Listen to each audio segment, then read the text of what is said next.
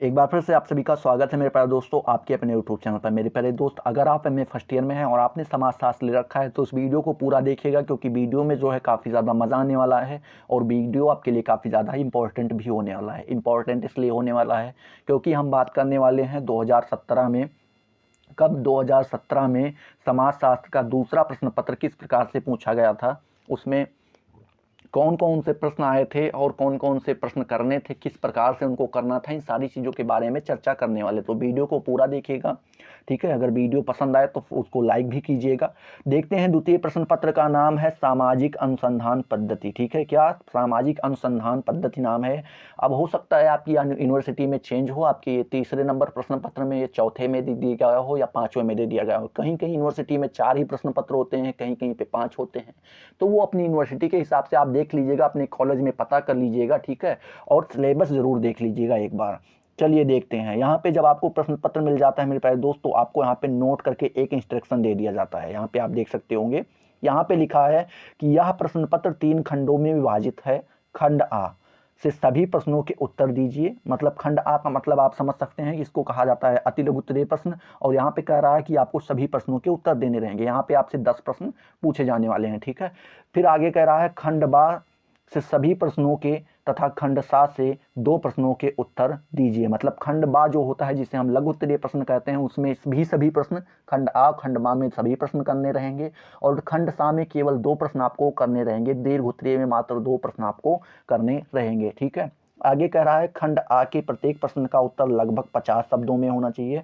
मतलब जो आपका अति लघु उत्तरीय प्रश्न है वो 50 शब्दों में होना चाहिए। और लगभग लगा दिया, मतलब 45 55, 50 से ज़्यादा ही लिखिएगा, 50 से कम मत लिखिएगा, ठीक है। आगे देखते हैं, खंडबा में कह रहा है खंडबा का लगभग 200 शब्दों में होना चाहिए। खंडबा में कितना, लगभग 200 शब्दों में, मतलब 190 210 भी चल सकता है। तो ये आपके ऊपर डिपेंड करता है, ठीक है। तो 200 से ज़्यादा ही लिखिएगा, कम मत लिखिएगा, ठीक है। और खंडसा जिसे हम दीर्घ उत्तरीय प्रश्न कह रहे हैं, उसका कह रहा है लगभग 500 शब्दों में होना चाहिए। लगभग मतलब आप समझ रहे होंगे, यहाँ पे 490 510 भी हो सकता है, लेकिन आपको 500 से ज़्यादा ही लिखने हैं, 500 से कम नहीं लिखने हैं, ठीक है। चलिए देखते हैं वीडियो को। यहाँ पे खंड आ गया है, जिसको कहते हैं अति लघु उत्तरीय प्रश्न। और इसके भी नीचे देखिए, यहाँ पे प्रश्न आपको दे दिया जाता है और ये 10 प्रश्नों में बांटा जाएगा। अभी यहाँ पे कुछ प्रश्न आपके सामने यहाँ पे दिए गए हैं, कुछ अगले पेज में आपको दिखाई पड़ेंगे। जैसा पहला प्रश्न यहाँ पे बोल रहा है कि सामाजिक अनुसंधान को परिभाषित कीजिए। सामाजिक अनुसंधान क्या होता है, इसको आपको क्या करना रहेगा, परिभाषित करना रहेगा। दूसरा नंबर प्रश्न कह रहा है शून्य परिकल्पना क्या है, ठीक है। ये आपको बताना रहेगा, शून्य परिकल्पना के बारे में आपको बताना रहेगा। 50 शब्दों में लिखने हैं तो आप आराम से उसको बता सकते हैं, ठीक है। तथ्य तथा सिद्धांत को परिभाषित कीजिए। जो तथ्य होते हैं, किसे तथ्य कहते हैं और किसे सिद्धांत कहते हैं, इन दोनों को आपको परिभाषित करना रहेगा, बताना रहेगा, ठीक है। आगे देखते हैं, वृत्त चित्र क्या है, ठीक है। ये वृत्त चित्र क्या है ये आपको बताना रहेगा। और उसके बाद सारणियन क्या है ये भी आपको बताना रहेगा। और हिस्टोग्राम क्या है ये भी आपको यहाँ पे बताना रहेगा, ठीक है। आगे देखते हैं, यहाँ पे देख सकते हैं अगला प्रश्न जो है क्या कह रहा है, रेखीय चित्र के बारे में आपको बताना रहेगा, ठीक है। रेखीय चित्र किसे कहते हैं ये भी आपको बताना रहेगा। और अगला प्रश्न जो कह रहा है चर को परिभाषित कीजिए। चर को परिभाषित करना रहेगा, चर की परिभाषा बताना रहेगा। चर क्या है, किसे कहते हैं ये बताना रहेगा। समग्र क्या है ये भी आपको यहाँ पे बताना रहेगा, परिभाषित करना रहेगा, ठीक है। और यहाँ पे जो आखिरी प्रश्न आपके सामने दिया जा रहा है, क्या निदर्श आकार से आप क्या समझते हैं, ये भी आपको बताना रहेगा। जैसे ही आपके ये 10 प्रश्न अति लघु उत्तरीय समाप्त होते हैं मेरे प्यारे दोस्त, आपका यहाँ पे खंड बा अर्थात लघु उत्तरीय प्रश्न शुरू हो जाता है, ठीक है। लघु उत्तरीय प्रश्न में भी देखिए, यहाँ पे आपको प्रश्न दिए गए हैं कुछ। यहाँ पे जैसे 2 नंबर प्रश्न देख सकते होंगे, ऊपर ही बता दिया गया है कि इसके भी सभी प्रश्न आपको करने हैं और प्रत्येक प्रश्न का उत्तर लगभग 200 शब्दों में होना चाहिए, ठीक है। जैसे यहाँ पे आप देख सकते हैं, सामाजिक अनुसंधान के वैज्ञानिक चरणों की क्या करनी रहेगी, विवेचना करनी रहेगी, ठीक है। जो सामाजिक अनुसंधान है उसकी वैज्ञानिक चरणों की क्या करनी रहेगी, आपको विवेचना करनी रहेगी। मान लीजिए आपको आता है तो कीजिए, नहीं अथवा करके एक प्रश्न और दे दिया जाता है। अथवा का मतलब होता है मेरे प्यारे दोस्त, या तो आप ये कीजिए या तो ये कीजिए, दोनों मत कीजिएगा, ठीक है। यहाँ पे आपको ये ध्यान रखना है, ठीक है। देखते हैं आगे सामाजिक अनुसंधान में सांख्यिकीय विधियों के महत्व की विवेचना करना है, ठीक है। क्या सांख्यिकीय विधियों के जो महत्व हैं उनकी क्या करना रहेगा, आपको विवेचना करना रहेगा, ठीक है। तीसरा नंबर प्रश्न इसी प्रकार से आपके सामने रख दिया जा रहा है कि उपकल्पना को स्पष्ट कीजिए। उपकल्पना क्या है ये आपको बताना रहेगा, तथा सामाजिक अनुसंधान के उपकल्पना के प्रकारों की विवेचना कीजिए। ठीक है, जो सामाजिक अनुसंधान है उसके जितने भी उपकल्पना है उनके प्रकारों को क्या करना रहेगा, आपको विवेचना करना रहेगा। मान लीजिए आपको आता है तो कीजिए, नहीं अथवा करके एक प्रश्न और दे दिया जाता है, कह रहा है कि उपकल्पना के परीक्षण, क्या उपकल्पना के परीक्षण की विधियों की विवेचना करनी रहेगी आपको। ठीक है, मान लीजिए आपको आता है तो कीजिए। ठीक है, उसके बाद आपको चौथा नंबर प्रश्न दे दिया जाता है, दोनों में से किसी एक को करना रहेगा, चाहे आप ये कीजिए चाहे आप ये कीजिए। ठीक है, देखते हैं चौथे नंबर प्रश्न में क्या कह रहा है कि वैयक्तिक अध्ययन विधियों को परिभाषित कीजिए तथा इसके सामाजिक अनुसंधान में महत्व की व्याख्या कीजिए। ठीक है, ये आपको बताना रहेगा।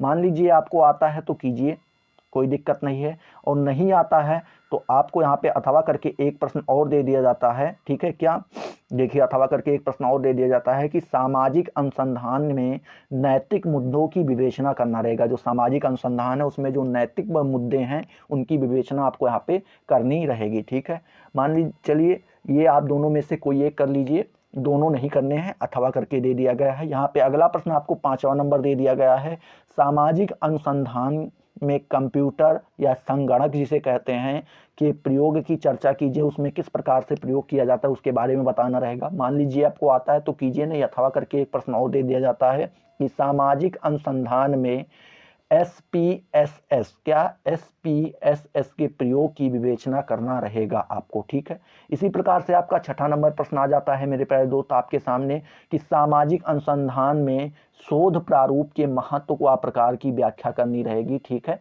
और मान लीजिए आपको आता है तो कीजिए, नहीं तो यहाँ पे अथवा करके एक प्रश्न और दे दिया जाता है कि वर्णनात्मक एवं परीक्षणात्मक शोध, क्या वर्णनात्मक तथा परीक्षणात्मक शोध प्रारूप में अंतर स्पष्ट कीजिए। दोनों के बीच में आपको वर्णनात्मक और परीक्षणात्मक जो शोध हैं दोनों के बीच में क्या करना रहेगा, आपको अंतर बताना रहेगा। ठीक है, जैसे ही आपके लघु उत्तरीय प्रश्न समाप्त होते हैं, आपके दीर्घ उत्तरीय प्रश्न अर्थात खंड सा स्टार्ट हो जाता है, और इसमें से केवल आपको 2 ही प्रश्नों के उत्तर देने रहते हैं, वो भी 2 ही प्रश्न के उत्तर देने रहेंगे मेरे प्यारे दोस्त, वो भी 500 शब्द में। ठीक है, एक प्रश्न का 500 और दूसरे प्रश्न का भी 500 शब्दों में जवाब देना रहेगा। जैसे यहाँ पे आप प्रश्न देख पा रहे होंगे कि गुणात्मक एवं परिमाणात्मक, क्या गुणात्मक एवं परिमाणात्मक सामाजिक अनुसंधान में भेद कीजिए। ठीक है, जो गुणात्मक और परिमाणात्मक जो सामाजिक अनुसंधान होते दोनों प्रकार के, दोनों में आपको अंतर बताना रहेगा। 8वां नंबर प्रश्न यहीं पे पूछ रहा है कि सामाजिक सर्वेक्षण को परिभाषित कीजिए। ठीक है, जो सामाजिक सर्वेक्षण होते हैं उसको आपको परिभाषित करना रहेगा, तथा सामाजिक शोध में इसके महत्व की विवेचना करना रहेगा। ठीक है, सामाजिक शोध में जो इसके महत्व होते हैं उसकी आपको क्या करना रहेगा, विवेचना करना रहेगा। ठीक है, आगे इसी प्रकार से 9 नंबर प्रश्न देख रहे हैं, 2 ही आपको करने रहेंगे, ये आपको ध्यान में रखना है, वो भी 500 शब्दों में। 9 नंबर प्रश्न कह रहा है सामाजिक अनुसंधान में तथ्य के प्राथमिक स्रोत तथा द्वितीयक स्रोत का वर्णन कीजिए, ये आपको यहाँ पे बताना रहेगा। और 10वां नंबर प्रश्न इसी प्रकार से पूछ रहा है वस्तुनिष्ठता क्या है, क्या वस्तुनिष्ठता क्या है, सामाजिक अनुसंधान में वस्तुनिष्ठता की समस्या की व्याख्या करनी रहेगी आपको। ठीक है, इसी प्रकार से आपका आखिरी प्रश्न पूछ ले रहा है 11वां नंबर, निम्नलिखित तथ्यों के मानक विचलन तथा माध्य की गणना करनी रहेगी। माध्य और मानक विचलन दोनों की गणना यहाँ पे आपको देनी रहेगी, और ये आपको यहाँ पे कुछ डाटा दे दिए जाएंगे। आई होप ये सारी चीज़ें आपको अच्छे से क्लियर हो गई होंगी। अगर क्लियर हो गई हैं तो फटाफट वीडियो को लाइक करो, अपने दोस्तों के साथ शेयर करो, और अभी तक चैनल को सब्सक्राइब नहीं किया तो सब्सक्राइब करके ऑल वाले बेल आइकन को प्रेस कर दो, और जिससे आपको सारी नोटिफिकेशन मिलती रहें और आप उनसे लगातार लाभान्वित होते रहें। ठीक है, तो चलिए अगले वीडियो में मिलते हैं नए जोश नए टॉपिक के साथ, तब तक के लिए जय हिंद जय भारत।